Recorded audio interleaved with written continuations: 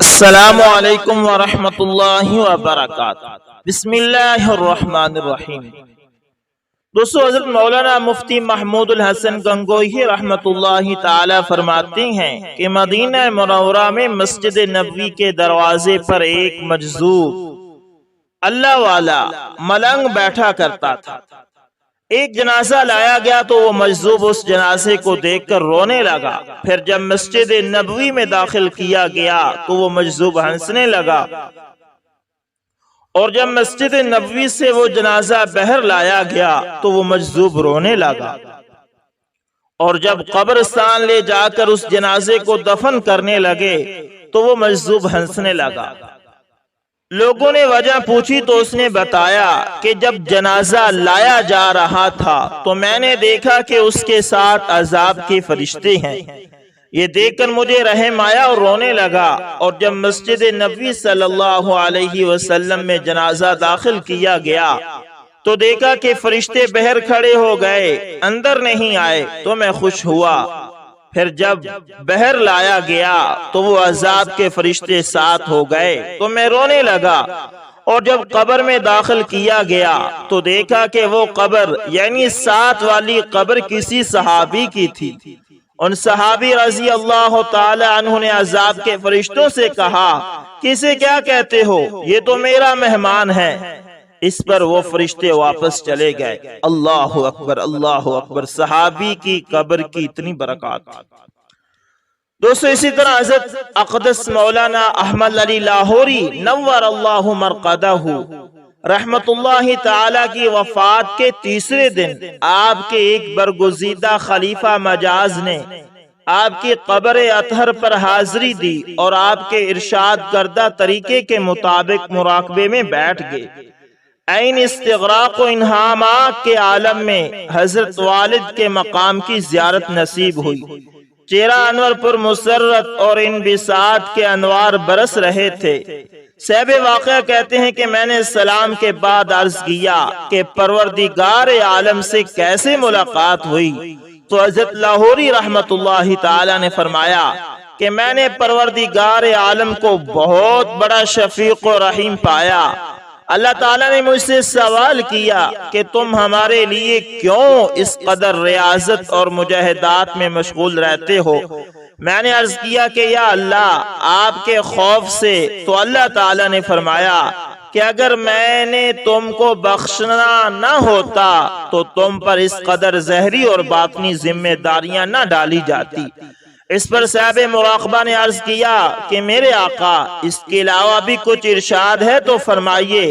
تو حضرت لاہوری رحمت اللہ تعالی نے فرمایا کہ ہاں، پروردگار عالم کی یہ مجھ پر خاص عنایت ہوئی کہ مجھے کہا گیا کہ ہم نے تمہاری مہمانی کے طور پر قبرستان یعنی میانی صاحب کے قبرستان کے تمام گنہگار صاحب ایمان اہل قبور سے اپنا عذاب اٹھا لیا۔ اللہ اکبر، اللہ اکبر۔ اس لیے جینے میں بھی اور مرنے میں بھی اللہ سے نیک لوگوں کا پڑوس مانگے۔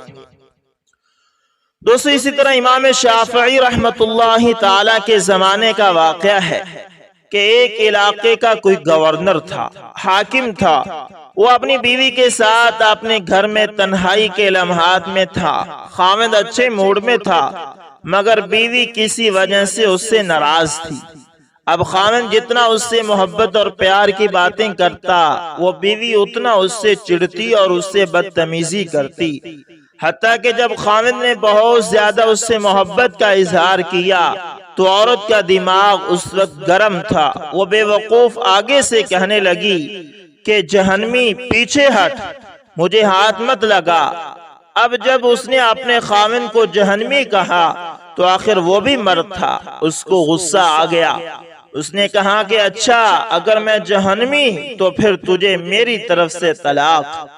اب رات گزر گئی۔ صبح جب دونوں کا دماغ ٹھنڈا ہوا تو عورت کو بھی غلطی کا احساس ہوا کہ میں اپنے خاوند سے ناراض تھی، مگر مجھے یہ لفظ تو نہیں کہنا چاہیے تھا کہ جہنمی پرے ہٹ، میں نے تو غلطی کر لی۔ اب وہ اپنے خامن سے پوچھنے لگی کہ جی کیا مجھے طلاق ہو گئی؟ اس نے کہا پتہ نہیں، یہ تو میں نے شرط لگائی تھی کہ اگر میں جہنمی ہوں تو تجھے میری طرف سے طلاق، لہذا مجھے علماء سے پوچھنا پڑے گا۔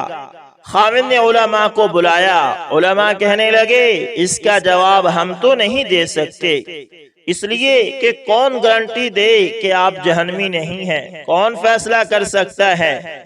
یہ تو قیامت کے دن اللہ تعالیٰ فیصلہ کریں گے۔ لہذا یہ بات ضد و عام بن گئی۔ سینکڑوں علماء سے رابطہ کیا گیا مگر کوئی عالم، کوئی مفتی اس کا جواب نہیں دے پا رہا تھا۔ بادشاہ پریشان تھا، وہ بھی اپنی اتنی خوبصورت بیوی کو طلاق نہیں دینا چاہتا تھا، بیوی بھی اب طلاق نہیں لینا چاہتی تھی۔ چنانچہ امام شافعی رحمت اللہ تعالی کو کسی نے بتایا کہ جی فلاں علاقے میں یہ واقعہ پیش آیا ہے۔ انہوں نے فرمایا مجھے وہاں لے چلو، میں اس سوال کا جواب دے سکتا ہوں۔ چنانچہ امام شافعی رحمت اللہ تعالی آئے اور انہوں نے حاکم سے پوچھا کہ کیا واقعہ پیش آیا؟ اس نے بتایا کہ اس طرح میری بیوی نے یہ الفاظ کہے اور میں نے اس کے جواب میں یہ الفاظ کہے، اب بتائیں طلاق ہوئی کہ نہیں؟ امام شافعی رحمت اللہ تعالی نے فرمایا کہ بادشاہ سلامت، اس کا جواب دینے کے لیے مجھے آپ سے تنہائی میں کچھ باتیں پوچھنی پڑیں گی۔ اس نے کہا بہت اچھا۔ چنانچہ امام شافعی رحمت اللہ تعالی نے اس سے کہا بادشاہ سلامت، مجھے زندگی کا کوئی ایسا واقعہ بتائیں کہ جس میں آپ گناہ کرنے کا موقع رکھتے ہوں، گناہ کرنا آپ کے لیے آسان ہو مگر اللہ رب العزت کے ڈر کی وجہ سے آپ نے آپ کو بچایا ہو، کوئی واقعہ ایسا سنا دے۔ بادشاہ سوچتا رہا، کہنے لگا ہاں ایک دفعہ میری زندگی میں یہ واقعہ پیش آیا۔ کیسے پیش آیا؟ کہنے لگا ایک دفعہ جلدی میں اپنے دفتر کے کام سے فارغ ہو کر اپنے بیڈ روم میں چلا گیا۔ جیسے ہی میں داخل ہوا میں نے دیکھا کہ محل میں کام کرنے والی لڑکی میرے کمرے میں چیزوں کو سنوار رہی ہے، بستر کو ٹھیک کر رہی ہے۔ جب میری اس کے چہرے پر نظر پڑی تو لڑکی حسن و جمال میں بہت پیاری تھی۔ چنانچہ میں نے دروازے کو لاک لگا دیا، بند کر دیا۔ جب میں لاک لگا کر آگے بڑھا تو لڑکی سمجھ گئی کہ میری نیت خراب ہے۔ اور ایک تھی، پاک دامن تھی، تو میری طرف دیکھ کر اس نے کہا یا مالک اتق اللہ، اے بادشاہ اللہ سے ڈر۔ جیسے ہی اس نے یہ لفظ کہا اللہ سے ڈر، میرے دل میں ڈر آ گیا اور میں نے تالا کھول دیا اور لڑکی سے کہا چلی جاؤ۔ حالانکہ اگر میں چاہتا تو لڑکی سے اپنی خواہش پوری کر لیتا، مجھے کسی نے پوچھنا ہی نہیں تھا، مگر اس نے ایک بچی کے یہ الفاظ میرے دل پر بجلی بن کر گرے اور مجھے اللہ تعالیٰ کا خوف آ گیا اور میں نے گناہ کے اس موقع سے بچنے کے لیے اس لڑکی کو واپس بھیج دیا۔ اور یہ ایک ایسا گناہ ہے جو میں کر سکتا تھا مگر اللہ کے خوف کی وجہ سے میں نے نہیں کیا۔ جب اس نے یہ واقعہ سنایا امام شافعی رحمت اللہ تعالی نے اس سے کہہ دیا کہ آپ کی بیوی کو طلاق واقع نہیں ہوئی اس لیے کہ آپ جہنمی نہیں بلکہ جنتی ہیں۔ جب انہوں نے یہ فتویٰ دیا سارے علماء ان سے بحث کرنے لگ گئے کہ آپ کیسے کہہ سکتے ہیں، آپ کیسے جنت کا ٹکٹ دے سکتے ہیں، کیا پرمٹ آپ کے ہاتھ میں ہے کہ آپ کہیں کہ یہ جنتی ہے، یہ جہنمی ہے؟ آپ نے فرمایا کہ یہ فتویٰ میں نے اپنی طرف سے نہیں دیا بلکہ یہ فتویٰ اللہ تعالیٰ نے قرآن مجید میں خود عطا فرمایا ہے۔ یہ قرآن مجید میں کیسے؟ انہوں نے کہا کہ قرآن مجید کی یہ آیت ہے وَأَمَّا مَنْ خَافَ مَقَامَ رَبِّهِ، اور جو شخص اپنے رب کے سامنے کھڑا ہونے سے ڈرا، وَنَهَى النَّفْسَ عَنِ الْهَوَىٰ، اور اس نے اپنے نفس کو خواہشات میں پڑنے سے بچا لیا، فَإِنَّ الْجَنَّةَ هِيَ الْمَأْوَىٰ، بس اس کا ٹھکانہ جنت ہوگا۔ اللہ نے چونکہ فرما دیا لہذا میں فتویٰ دیتا ہوں ہوں کہ اس کبیرہ گناہ سے بچنے کی وجہ سے یہ بندہ قیامت کے دن جنت میں داخل ہوگا۔ جو بچی آج کے دور میں گناہ کی دعوت ملنے کے باوجود اپنے آپ کو مضبوط رکھتی ہے اور اپنی عزت اور پاک دامنی کو محفوظ رکھتی ہے، اور عورت دینے والے کو اور دعوت دینے والے کو نو نہیں کا جواب دے دیتی ہے، ہر دفعہ ہو یہاں سے کا جواب دے دیتی ہے، یہ لڑکی قیامت کے دن اللہ کی جنتوں میں داخل کی جائے گی اور اللہ کا دیدار عطا کیا جائے گا۔ اللہ تعالی ہمیں بھی پاک دامنی کی زندگی گزارنے کی توفیق عطا فرمائے اور اس آیت پر عمل کرنے کی توفیق عطا فرمائے۔ دوستو اسی طرح یہ قصہ ہارون الرشید کے ساتھ بھی پیش آیا تھا۔ اللہ اکبر، اللہ اکبر۔ دوستو اسی طرح ایک مصنف لکھتے ہیں کہ راقم الحروف کا ایک کلاس فیلو تھا، شرافت خان۔ ان کا خاندان ہزارہ سے نقل مکانی کر کے لاہور آیا ہوا تھا۔ وہ خوب چوڑا چکلا، صحت مند اور خوبصورت تھا۔ میٹرک کے بعد پڑھائی میں اس کا دل نہ لگا اور وہ اپنے دوستوں کے ہمراہ قسمت آزمائی کرتے ہوئے سویڈن پہنچ گیا۔ 3 سال کے قلیل عرصے میں وہ خود تو مجھے ملنے نہ آ سکا، لیکن ایک منحوس دن اس کی لاش اس کے گھر پہنچ گئی۔ اس کے گھر والوں پر جو بیتی وہ ایک علیحدہ داستان ہے، تاہم اس کے ہم سفر دوست نے اس کی موت کی جو وجہ بیان کی، اسے سن کر میرے رونگٹے کھڑے ہو گئے اور کافی دیر بعد میں اپنے اوسان بحال کرنے کے قابل ہوا۔ اس نے جو بتایا وہ اسی کی زبانی سنیے۔ وہ کہتا ہے کہ ہم دونوں دوستوں نے آپس میں عہد کیا تھا کہ محنت مزدوری کر کے پیسہ کمائیں گے تاکہ اپنے گھر والوں کو معقول رقم بھیج سکیں۔ نیز ہم نے یہ عہد کیا تھا شراب و شباب کے نزدیک بھی نہیں بھٹکیں گے اور ہر قسم کی عیاشی سے گریز کریں گے۔ الحمدللہ میں تو اپنے عہد میں قائم رہا، لیکن شرافت خان کی شرافت جلد ہی جواب دے گئی۔ اس کی ایک وجہ اس کی غیر معمولی خوبصورتی بھی تھی۔ لڑکیاں اس پر یوں گرتی تھی جیسے گڑ پر مکھیاں۔ ایک آنٹی ٹائپ عورت تو ہاتھ دھو کر اس کے پیچھے پڑ گئی۔ اس نے شرافت خان کو ہر ماہ اتنے کرونا، پیسے کا نام کرونا ہے، یہ ایک کرنسی ہے، اس عورت نے شرافت خان کو اتنے پیسے دینے شروع کر دیے کہ وہ ان میں سے اچھی خاصی رقم پاکستان اپنے گھر پہنچاتا اور خود بھی عیش و عشرت سے رہتا۔ اس کے عوض اس عورت کا ایک ہی مطالبہ تھا، سیکس اور سیکس۔ اس عورت کی جنسی خواہش جوع البقرہ کی طرح تھی، یعنی بھوکی گائے کی طرح تھی جو کہ کبھی تسکین سے ہمکنار نہ ہوتی۔ وہ جنسی تعلقات قائم کرنے کے ضمن میں دن دیکھتی نہ رات، اور نوبت یہاں تک آ پہنچی کہ ہمارے دوست کے پاس ہمارے ساتھ بات چیت کرنے کے لیے چند لمحے نکالنا بھی مشکل ہو گیا، اور تھوڑے ہی عرصے میں اس جنسی بلی نے شرافت خان کو نچوڑ کر رکھ دیا۔ شرافت خان جنسی اور جسمانی کمزوری کا شکار ہو گیا۔ عورت اور دولت کی ہوس نے شرافت خان کو جنسی طاقت کے انجیکشنوں کا راستہ دکھلایا۔ پہلے تو ایک آدھ انجیکشن بھی کام دے جاتا، لیکن آخر کار وہ بے تحاشا انجیکشن لگوانے لگا اور اس کی حالت خراب سے خراب تر ہو گئی۔ ایک روز طبیعت بگڑنے پر اسے ڈاکٹر کے پاس لے جا کر چیک اپ کرایا گیا تو پتا چلا کہ وہ چند دنوں کا مہمان ہے، کیونکہ ڈاکٹر کے بقول اس کا جگر، معدہ اور گردے، غرض یہ کہ پورا جسمانی سسٹم ناکارہ ہو چکا تھا اور بالآخر وہ اپنے انجام کو پہنچا۔ دوسری طرف وہ عورت بلی چنگی اور کسی نئے شکار کی تلاش میں چلی گئی۔ استغفر اللہ، استغفر اللہ۔ دوستو اس لیے اس گناہ سے بچیں، جتنا ہو سکے اس سے بچیں۔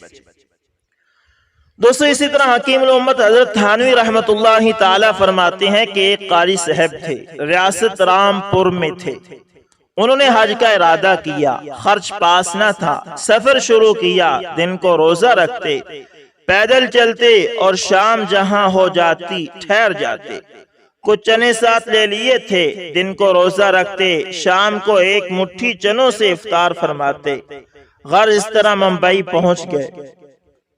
کوئی جہاز تیار ہوا، جہاز کے کپتان سے ملے کہ ہم جدہ جانا چاہتے ہیں اور خرچ ہمارے پاس نہیں ہے، ہم کو کوئی نوکری جہاز میں دے دو۔ اس نے نورانی صورت دیکھ کر سمجھا کہ ان کو ایسی نوکری بتاؤں جس کو یہ قبول ہی نہ کر سکیں۔ کہا کہ بھنگی کی جگہ خالی ہے۔ انہوں نے کہا کہ مجھے منظور ہے۔ اس نے دیکھا کہ یہ تو اس پر آمادہ ہیں، تو اور بات گڑی کے محض بھنگی ہی کا کام نہیں، اس کے ساتھ بوجھ بھی اٹھانا پڑتا ہے۔ انہوں نے کہا کہ وہ بھی منظور ہے۔ اس نے کہا کہ اچھا، بوجھ اٹھانے میں امتحان دو۔ ایک بورا تھا جس میں 2.5-3 من وزن تھا۔ کہا کہ اس کو اٹھاؤ۔ انہوں نے اس بورے کے پاس پہنچ کر حق تعالی سے دعا کی کہ یہاں تو میرا کام تھا، اب آگے آپ کا کام ہے، مجھے قوت دے دیجئے۔ بس بسم اللہ کہہ کر بورے کو سر سے اونچا اٹھا لیا۔ تب تو کپتان مجبور ہوا، انہوں نے بنگی کا کام شروع کر دیا۔ شب کے وقت قاری صاحب حسب معمول تہجد پڑھتے۔ ایک روز جہاز کے کنارے پر کھڑے تہجد پڑھ رہے تھے اور اس میں جہر کے ساتھ تلاوت قرآن کر رہے تھے کہ اتفاق سے وہ انگریز کپتان اس طرح آ نکلا۔ قرآن شریف بہت ہی عمدہ پڑھتے تھے۔ انگریز کو سن کر بہت اچھا معلوم ہوا۔ قاری صاحب نے جب سلام پھیر دیا تو اس نے پوچھا کہ تم کیا پڑھتے ہو؟ کہا کہ قرآن۔ پوچھا کہ قرآن کس کو کہتے ہیں؟ کہا کہ ایک کتاب ہے، خدا کا کلام ہے۔ اس نے کہا کہ ہم کو بھی سکھا دو۔ انہوں نے کہا کہ ہر شخص نہیں سیکھ سکتا، اس کے لیے پاک ہونے کی ضرورت ہے۔ اس نے کہا کہ ہم غسل کر لیں گے۔ انہوں نے کہا کہ ظاہری غسل سے کچھ نہیں ہوتا، باطنی غسل کی ضرورت ہے۔ کہنے لگے کہ باطنی غسل کیسے ہو سکتا ہے؟ فرمایا لا الہ الا اللہ محمد رسول اللہ پڑھنے سے ہوتا ہے۔ یہ سن کر کہنے لگا کہ ہم کو سکھا دو۔ انہوں نے سکھلا دیا اور وہ اس کو یاد کرتا پھرتا تھا۔ دوسرے انگریزوں نے اس کی میم سے کہہ دیا۔ میم نے پوچھا کیا تم مسلمان ہیں ہو گئے ہو؟ کہا نہیں۔ پھر اس نے قاری صاحب سے کہا کہ کیا ہم کلمہ پڑھنے سے مسلمان ہو گئے؟ انہوں نے فرمایا آج کیا مدت ہو گئی؟ اول تو وہ کچھ گھبرایا، اس کے بعد کہا کہ اچھا ہم مسلمان ہی ہوتے ہیں، اور میم سے کہہ دیا اگر ہمارا ساتھ دینا ہے تو تم بھی مسلمان ہو جاؤ۔ اس نے انکار کر دیا۔ آخر جدہ پہنچ کر اپنے نائب کو چارج دے کر خود قاری صاحب کے ساتھ ہو لیا اور خادموں میں داخل ہو کر حج کو چلا گیا۔ تو حضرت یہ عشق وہ چیز ہے کہ اس میں آدمی آبرو، مال، جان، غرض یہ کہ سب کچھ دے بیٹھتا ہے، کچھ بھی پرواہ نہیں کرتا۔ ہم میں اسی کی کمی ہے، ورنہ جس کے اندر یہ حالت پیدا ہو جائے اس پر خدا کا بڑا ہی فضل ہوتا ہے۔ اللہ ایسا عشق ہمیں بھی عطا فرمائے۔ دوستو اسی طرح حضرت مولانا سید اصغر حسین صاحب رحمت اللہ تعالی جو کہ دیوبند کے بزرگ گزرے ہیں، ان کے حالات میں لکھے ہیں کہ آپ جس دن جلدی مدرسے سے گھر جاتے تو مکمل راستہ جوتا پہن کر ہی جاتے تھے، لیکن جب کبھی تاخیر سے رات ہو جاتی تو چلتے چلتے راستے میں ایک جگہ جوتے اتار کر ہاتھ میں لے لیتے اور تھوڑا سا آگے جا کر پھر جوتا پہن لیتے۔ جب دیگر احباب کو حضرت کے اس عمل کا علم ہوا تو انہوں نے اس طرح جوتا اتارنے کی وجہ پوچھی، مگر حضرت نے پہلے تو ٹالنے کی کوشش کی، مگر جب اصرار کیا گیا تو فرمایا کہ اصل میں اس جگہ ایک طوائفہ کا گھر ہے، اور جب رات کو مجھے تاخیر ہو جاتی ہے تو میں جوتا ہاتھ میں اس لیے پکڑتا ہوں کہ اگر میں جوتے پہن کر گزروں گا تو اس سے آواز پیدا ہوگی اور وہ عورت سمجھے گی کہ شاید گاہک آ رہا ہے، مگر جب میں گزر جاؤں گا تو اس کی دل شکنی ہوگی، اور جب میں جلدی جاتا ہوں تو اس وقت یہ احتمال نہیں ہوتا کیونکہ اس وقت لوگوں کی چہل پہل ہوتی ہے، اس لیے دل شکنی کا احتمال نہیں ہے، تو میں جوتا بھی نہیں اتارتا۔ اللہ اکبر، اللہ اکبر۔ اللہ ایسے اخلاق اور ایسی صفات سے ہمیں بھی نوازے۔ دوستو یقیناً یہ لوگ بڑے اللہ والے اور ایسے تھے جو اللہ کی مخلوق کا بے حد خیال رکھنے والے تھے۔ دوستو الحمدللہ ہمارے اس چینل پر روزمرہ صحابہ کرام، تابعین، علماء کرام، اولیاء کرام کے واقعات اپلوڈ کیے جاتے ہیں۔ دوستو اس دور میں صحابہ کی زندگی، علماء کرام، تابعین، ان کی زندگیوں سے اپنی اولادوں کو روشناس کرانا ضروری ہے۔ تو امید کرتا ہوں ویڈیو اچھی لگی ہوگی، پسند آئے تو لائک شیئر کمنٹ لازمی کریں، اور اگر آپ ہمارے channel AS information T V پر نئے ہیں تو دوستو اس کو بھی لازمی سبسکرائب کریں اور ساتھ میں بیل کے نشان کو دبانا نہ بھولنا، تاکہ ہر نئی ویڈیو کا نوٹیفیکیشن آپ لوگوں تک پہنچتا رہے۔ دوستو ملتے ہیں کسی نیکسٹ اچھی سی ویڈیو کے اندر، تب تک کے لیے اللہ حافظ، جزاکم اللہ خیر۔